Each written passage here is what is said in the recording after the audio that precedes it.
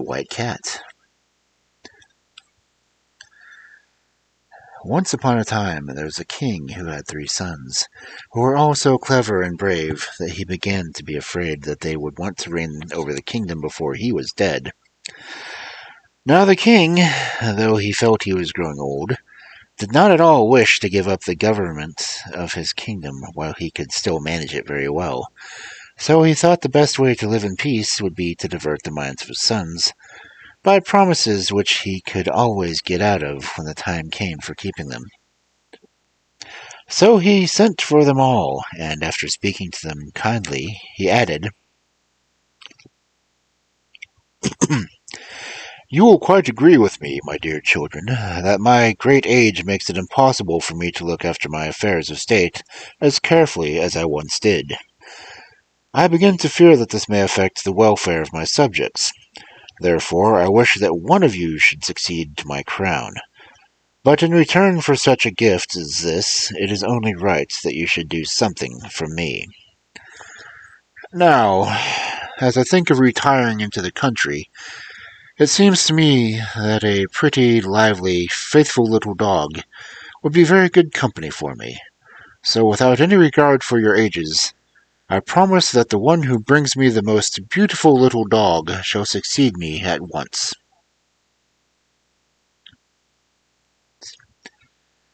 The 3 princes were greatly surprised by their father's sudden fancy for a little dog, but as it gave the 2 younger ones a chance they would not otherwise have had of being king, and as the eldest was too polite to make any objection, they accepted the commission with pleasure. They bade farewell to the king, who gave them presents of silver and precious stones, and appointed to meet them at the same hour and the same place, after a year had passed, to see the little dogs they had brought for him. When they went together to a castle which was about a league from the city, accompanied by all their particular friends, to whom they gave a grand banquet, and the 3 brothers promised to be friends always, to share whatever good fortune befell them, and not be parted by any envy and jealousy. And so they set out, agreeing to meet at the same castle at the appointed time, to present themselves before the king together. Each one took a different road. The 2 eldest met with many adventurers, but it is about the youngest that you are going to hear. He was young and gay and handsome, and he knew everything that a prince ought to know, and for his courage there was simply no end to it. Hardly a day passed without his buying several dogs, big and little, greyhounds, mastiffs, spaniels, and lapdogs. As soon as he bought a pretty one, he was sure to see a still prettier, and then he had to get rid of all the others and buy that one. As being alone, he found it impossible to take 30 or 40,000 dogs about with him. He journeyed from day to day, not knowing where he was going, until at last, just at nightfall, he reached a great, gloomy forest. He did not know his way, and, to make matters worse, it began to thunder, and the rain poured down. He took the first path he could find, and after walking for a long time, he fancied he saw a faint light, and began to hope that he was coming to some cottage where he might find shelter for the night. At length, guided by the light, he reached for the door of the most splendid castle he could have imagined. The door was gold, covered with carbuncles, and it was the pure red light which shone from them that had shown him the way through the forest. The walls were the finest porcelain, in all the most delicate colors, and the prince saw that all the stories he had ever read were pictured upon them. But as he was terribly wet, and the rain still fell in torrents, he could not stay to look about any more, but came back to the golden door. There he saw a deer's foot hanging by a chain of diamonds. He began to wonder who could live in such a magnificent castle. "I must feel very secure against robbers," he said to himself. "What is it to hinder someone from cutting off the chains and digging out the carbuncles and making himself rich for life?" He pulled the deer's foot, and immediately a silver bell sounded, and the door flew open. but the prince could see nothing but numbers of hands in the air, each holding a torch. He was so much surprised that he stood still until he felt himself pushed forward by other hands, so that, though he was somewhat uneasy, he could not help going forward. With his hand on his sword, to be prepared for whatever might happen, he entered a hall paved with lapis lazuli, while two lovely voices sang. The hands you see floating above will swiftly your bidding obey. If your heart dreads not conquering love, in this place you may fearlessly stay.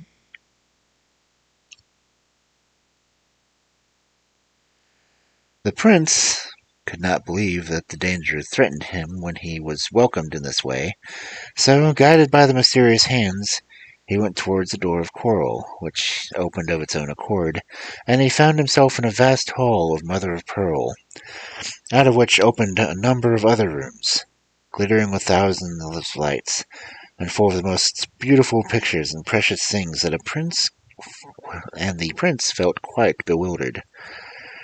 After passing through 60 rooms the hands had conducted him stopped, and the prince saw the most comfortable-looking armchair drawn up close to a chimney corner. At the same time the fire lighted itself, and the pretty, soft, clever hands took off the prince's wet and muddy clothes, and presented him with fresh ones made of the richest stuffs, all embroidered with gold and emeralds. He could not help admiring everything he saw, and the deft way in which the hands waited on him, though they sometimes appeared so suddenly that they made him jump. When he was quite ready, and I can assure you that he looked very differently from the wet and weary prince who had stood outside in the rain and pulled the deer's foot, the hands led him to a splendid room, upon the walls of which were painted the histories of Puss in Boots and a number of other famous cats. The table was laid for supper with 2 golden plates, and golden spoons and forks, and the sideboard was covered with dishes and glasses of crystal set with precious stones. The prince was wondering who the second place was for, when suddenly in came about a dozen cats, carrying guitars and rolls of music, who took their places at one end of the room, and under the direction of a cat who beat time with the roll of paper, began to mew in every imaginable key, and to draw their claws across the strings of the guitars, making the strangest kind of music that he could have heard. The prince hastily stopped up his ears, but even then the sight of these comical musicians set him into fits of laughter. What funny thing shall I see next? He said to himself, and instantly the door opened, and in came a tiny figure covered with a long black veil. It was conducted by 2 cats wearing black mantles and carrying swords, and a large party of cats followed, who brought in cages full of rats and mice. The prince was so astonished that he thought he must be dreaming. But the little figure came up to him and threw back its veil, and he saw that it was the loveliest little white cat it was possible to imagine. She looked very young and very sad, and in a sweet little voice that went straight to his heart, she said to the prince, "King's son, you are welcome. The Queen of the Cats is glad to see you." "Lady Cat," replied the prince, "I thank you for receiving me so kindly, but surely you are no ordinary pussy cat. Indeed, the way you speak, and the magnificence of your castle, prove it plainly." "King's son," said the white cat, "I beg you to spare me these compliments, for I am not used to them. But now," she added, "let supper be served, and let the musicians be silent. as the prince does not understand what they are saying." So the mysterious hands began to bring in the supper. First they put on the table 2 dishes, one containing stewed pigeons, and the other a fricassee of fat mice. A sight of the latter made the prince feel as though he could not enjoy his supper at all. But the white cat, seeing this, assured him that the dishes intended for him were prepared in a separate kitchen, and he might quite be certain that they contained neither rats nor mice.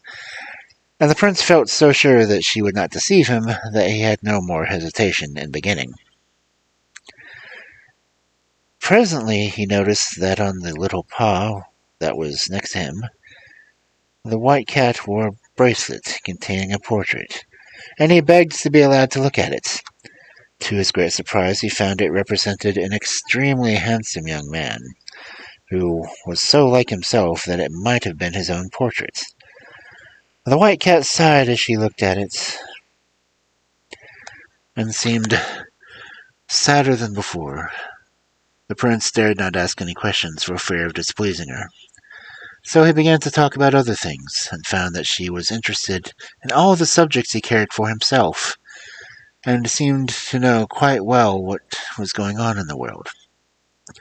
After supper they went into another room, which was fitted up for theatre, and the cats acted and danced for their amusement, and then the white cat said good night to him, and the hands conducted him into a room he had not seen before, hung with tapestry workings with butterfly wings of every color. There were mirrors that reached from the ceiling to the floor, and a little white bed with curtains of gauze tied up with ribbons. The prince went over to the bed in silence, but did not quite know how to begin a conversation with the hands that waited on him. In the morning he was awakened by a noise, confusion outside his window, and the hands came and quickly dressed him in hunting costume. When he looked out, all the cats were assembled in the courtyard, some leading greyhounds, some blowing horns, and the white cat was going out hunting.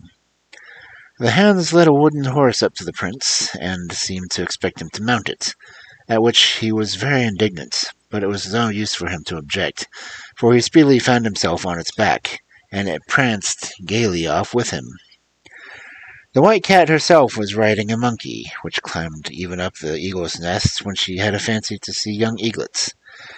Never was there a pleasanter hunting party, and when they returned to the castle, the prince and the white cat supped together as before, and when they had finished, she offered him a crystal goblet, which must have been contained some magic draught, for as soon as he swallowed its contents, he forgot everything, even the little dog that he was seeking for the king, and only thought of how happy he was with the white cat.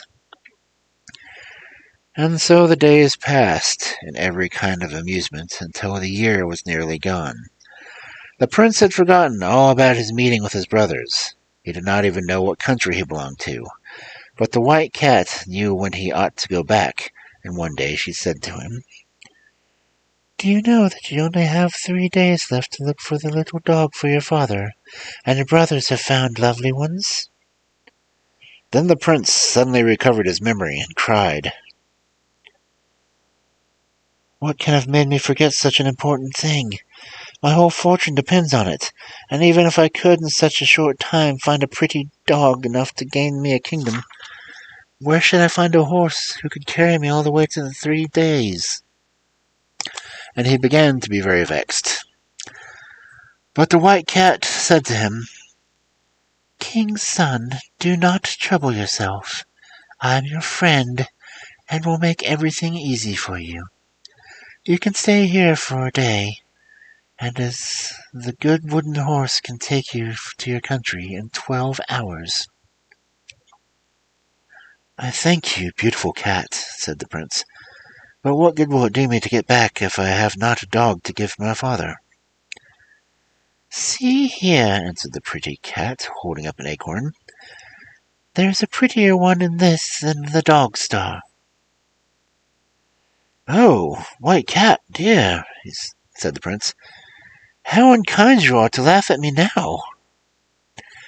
"Now listen," she said, holding the acorn to his ear. Inside it, he distinctly heard a tiny voice say, "Ow, ow." The prince was delighted, for a dog that can be shut up in an acorn must be very small indeed. He wanted to take it out and look at it, but the white cat said it would be better not to open the acorn before it was before the king, in case the tiny dog should be cold on the journey. He thanked her 1,000 times and said goodbye quite sadly when the time came for him to set out. "The days have passed so quickly with you," he said. "I only wish I could take you with me now." But the white cat shook her head and sighed deeply in answer. After all, the prince was the first to arrive at the castle where he had agreed to meet his brothers. But they came soon after and stared in amazement when they saw the wooden horse in the courtyard, jumping like a hunter. The prince met them joyfully, and they began to tell all their adventures. But he managed to hide from them what he had been doing, and even led them to think that a turnspit dog which he had found with him was the one he was bringing for the king. Fond as they were altogether of one another, the two eldest could not help being glad to think that their dogs certainly had a better chance.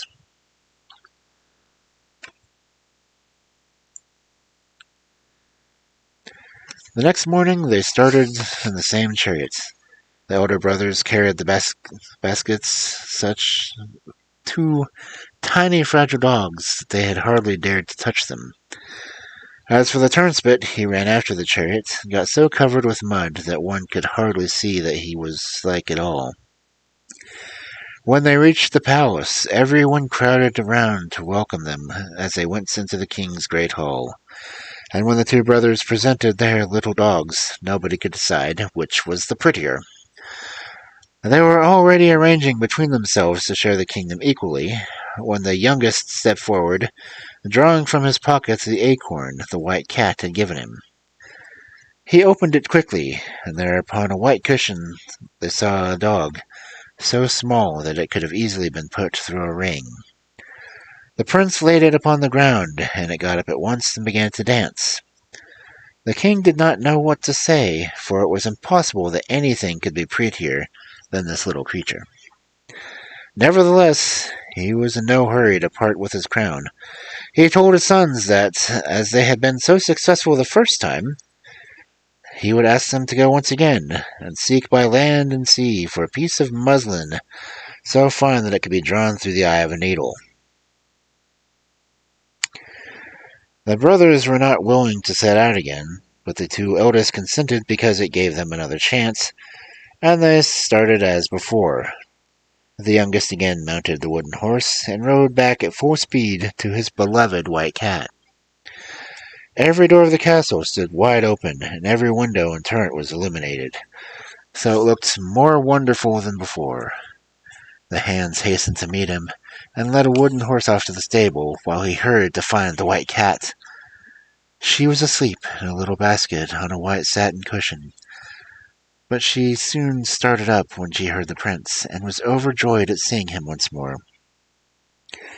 "How could I hope that you would come back to me, king's son?" she said. And then he stroked and petted her, and told her of his successful journey, and now he had come back to ask her help, as he believed that it was impossible to find what the king demanded. The white cat looked serious, and said she must think what was to be done, but that, luckily, there were some cats in the castle who could spin very well, and if anyone could manage it, they could, and she would set them to the task. And then the hands appeared carrying torches, and conducted the prince and the white cat to a long gallery which overlooked the river, from the windows of which they saw a magnificent display of fireworks of all sorts, after which they had supper, which the prince liked even better than the fireworks, for it was very late, and he was hungry after his long ride. And so the days passed quickly as before. It was impossible to feel dull with the white cat, and she had quite a talent for inventing new amusements. Indeed, she was cleverer than a cat has any right to be. But when the prince asked how it was that she was so wise, she only said, "King's son, Do not ask me. Guess what you please. I may not tell you anything. The prince was so happy that he did not trouble himself at all about the time, but presently the white cat told him that the year was gone, and that he need not be anxious about the piece of muslin, as they had made it very well. This time, she added, I can give you a suitable escort. And on looking out into the courtyard, the prince saw a superb chariot of burnished gold, enameled in flame color with 1,000 different devices. It was drawn by 12 snow-white horses, harnessed four abreast. Their trappings were flame-colored velvet, embroidered with diamonds.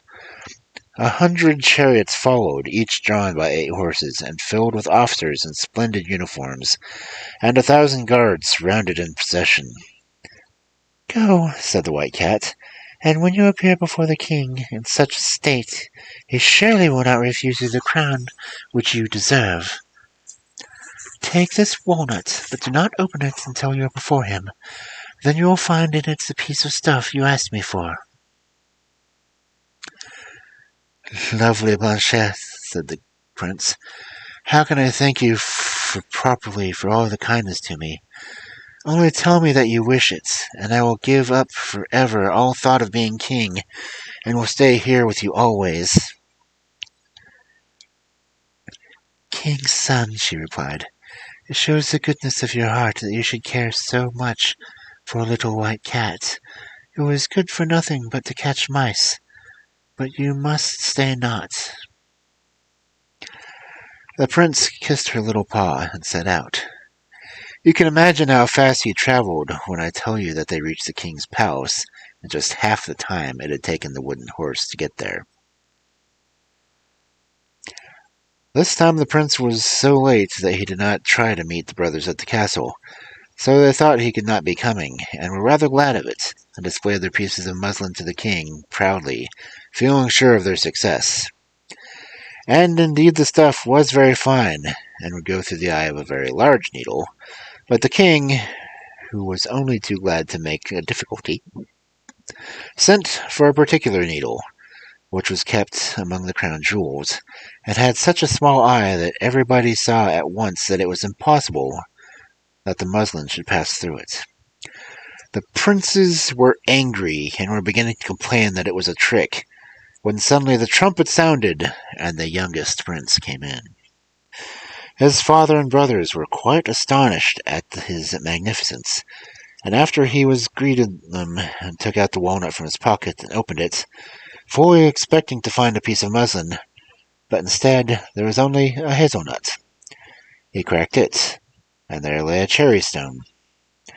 Everybody was looking on, and the king was chuckling to himself at the idea of finding a piece of muslin in a nutshell. However, the prince cracked the cherry stone, but everyone laughed when they saw it contained only a kernel. He opened that and found a grain of wheat, and in that was a millet seed. Then he himself began to wonder, and muttered softly, White cat, are you making fun of me? In an instant he felt a cat's claw give his hand quite a sharp scratch, and hoping that it meant as an encouragement, he opened the millet seed, and drew out a piece of muslin 400 ells long, woven with the loveliest color and most wonderful patterns, and when the needle was brought, it went through the eye 6 times with the greatest ease. The king turned pale, and the other princes stood silent and sorrowful, for nobody could deny that this was the most marvelous piece of muslin that was ever to be found in the world. Presently the king turned to his sons and said, with a deep sigh, Nothing can console me more in my old age than to realize your willingness to gratify my wishes.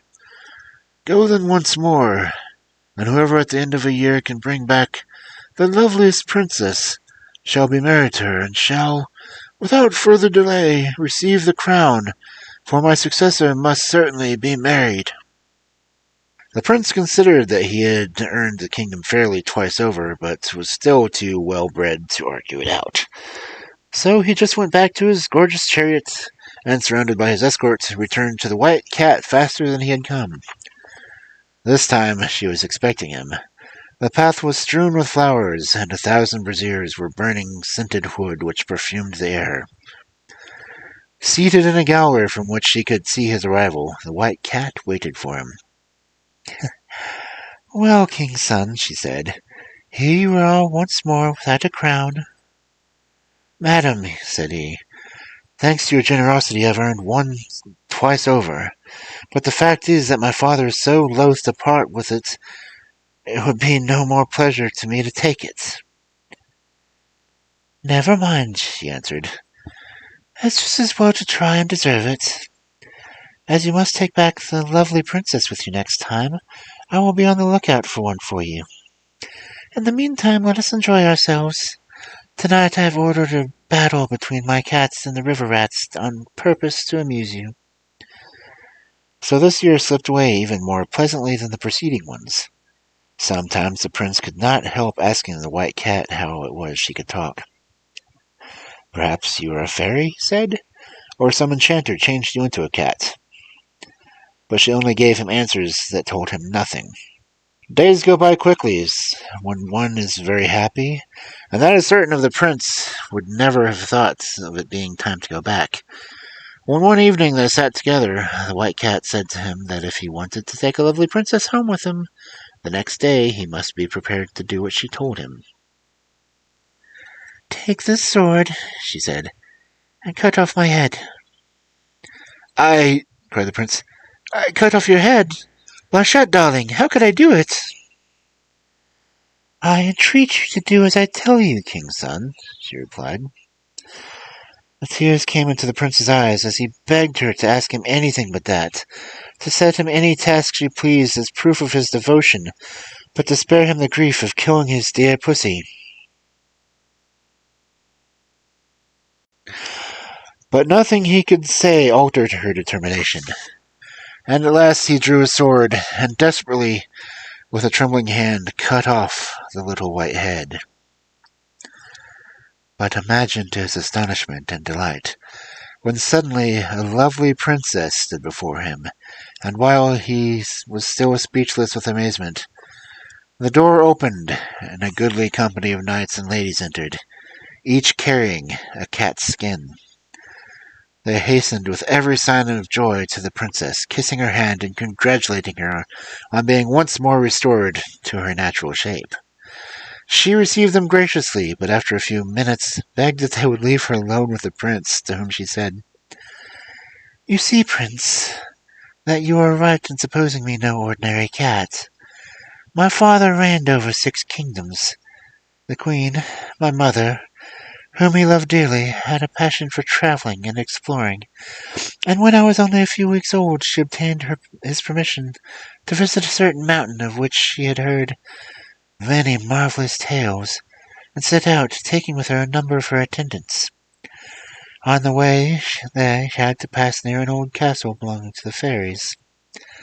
Nobody had ever been into it, but it was reported to be full of the most wonderful things, and my mother remembered to have heard of the fairies that had their garden such fruits as were to be seen and tasted nowhere else.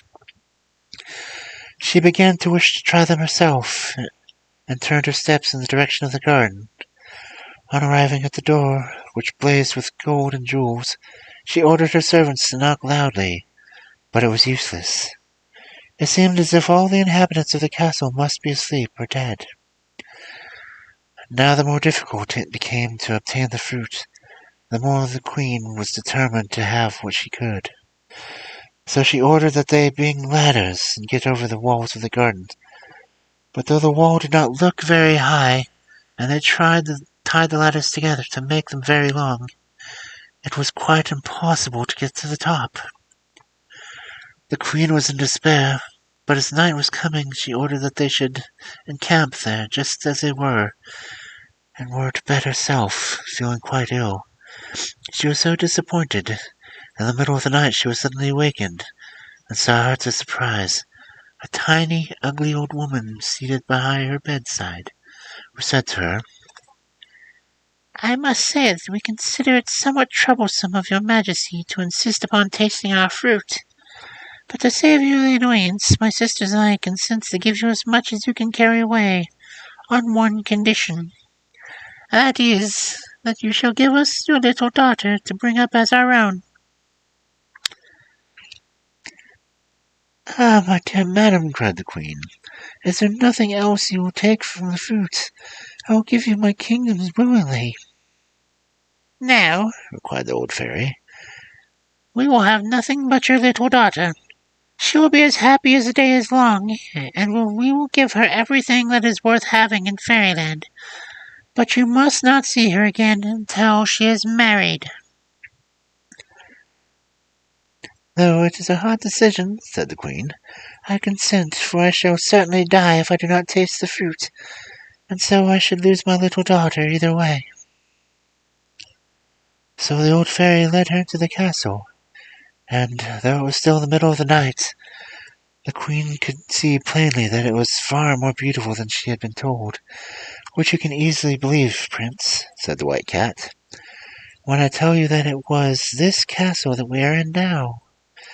"Will you gather the fruit yourself, Queen?" said the old fairy. "I shall owe it to come to you. Oh, hand cramp. I beg you to let it come to me when you called," cried the Queen. "That will be something quite new."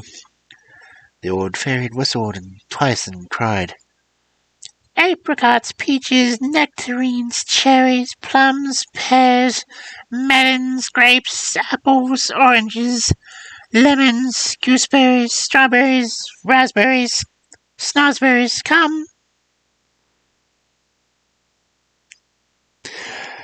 and in a great instant they were tumbling one over another, and yet they were neither dusty nor spoilt, and the Queen found them quite as good as she had fancied them. You see, they grew upon fairy trees. The old fairy gave her golden baskets in which to take the fruit away, and it was as much as 400 mules could carry. Then she reminded the Queen to her agreement, and led her back to the camp.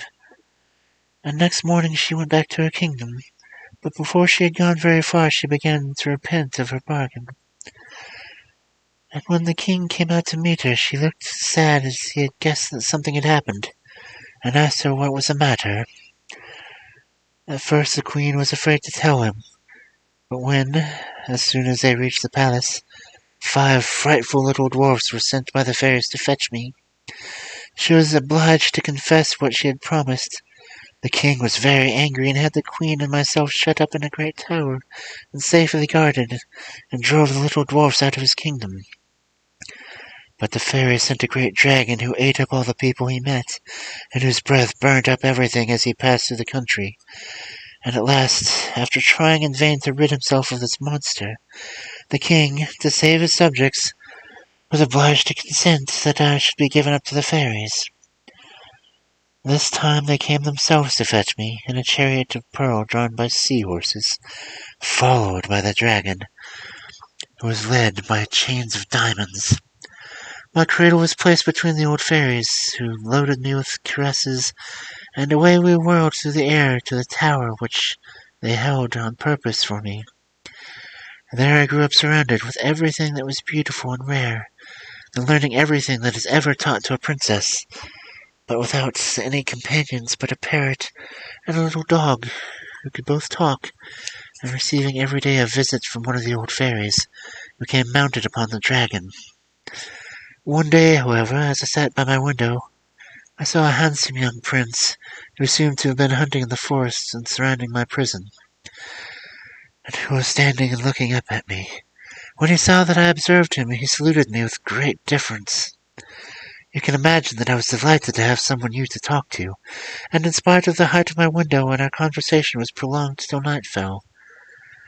Then my prince reluctantly bade me farewell. But after he came again many times, and at last I consented to marry him. But the question was how I was to escape my tower. The fairies always supplied me with flax for my spinning, and with great diligence I made enough cord for a ladder that would reach the foot of the tower. But alas, Just as my prince was helping me to descend it, the crossest and ugliest of the old fairies flew in. Before he had time to defend himself, my unhappy lover was swallowed up by the dragon.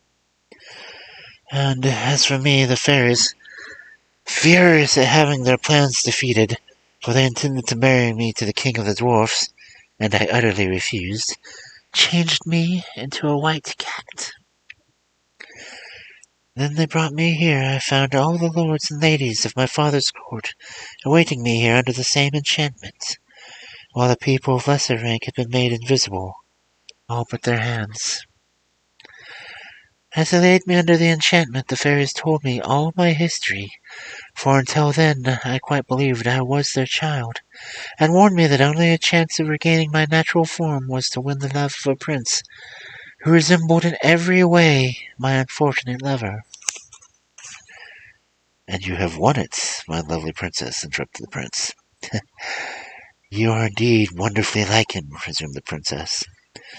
And voice, and features, and everything. If you really love me, all my troubles will be at an end. And mine too, cried the prince, throwing himself at her feet. If you will consent to marry me. I love you already better than anyone in the world, she said. But now it is time to go back to your father, and we shall hear what he says about it. So the prince gave her his hand and led her out, and they mounted the chariot together. It was even more splendid than before, and so was the whole company. Even the horse's shoes were rubies with diamond nails, and I suppose that is the first time such a thing was ever seen. As the princess was kind and clever as she was beautiful, you can imagine what delightful journey the prince found it, for everything the princess said seemed to him quite charming.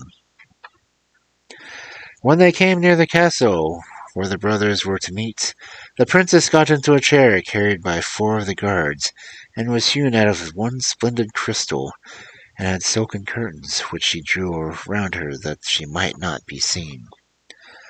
The prince saw his brothers walking upon the terrace, each with a lovely princess, and they came to meet him, asking if he had also found a wife. He said that he had found something much rarer, a white cat. At which they laughed very much, and asked him if he was afraid to being eaten up by mice in the palace. And then they set out together for town. Each prince and princess rode in a splendid carriage. The horses were decked with plumes of feathers and glittered with gold. After them came the youngest prince, and last of all, the crystal chair, at which everyone looked with admiration and curiosity. When the courtiers saw them coming, they hastened to tell the king. "Are the ladies beautiful?" he asked anxiously. And when they answered that nobody had ever before seen such lovely princesses, he seemed quite annoyed. However, he received them graciously, but found it impossible to choose between them. Then, turning to his youngest, he said, "Have you come back all alone after all?"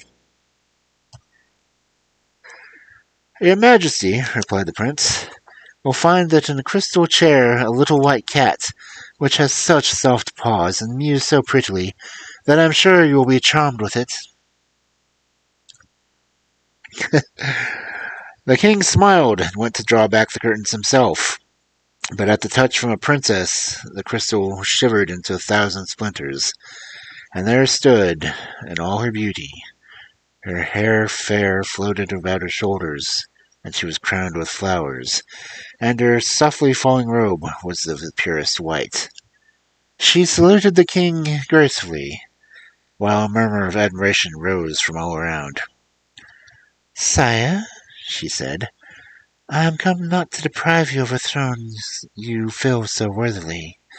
I have already 6 kingdoms. Permit me to bestow one upon you, and upon each of your sons. I ask nothing but your friendship, and your consent to marry with your youngest son. We shall still have 3 kingdoms left for ourselves." And the king and all the courtiers could not conceal their joy and astonishment, and the marriage of the 3 princes were celebrated at once. The festivities lasted several months. Then each king and queen departed to their own kingdom and lived, you guessed it, happily ever after.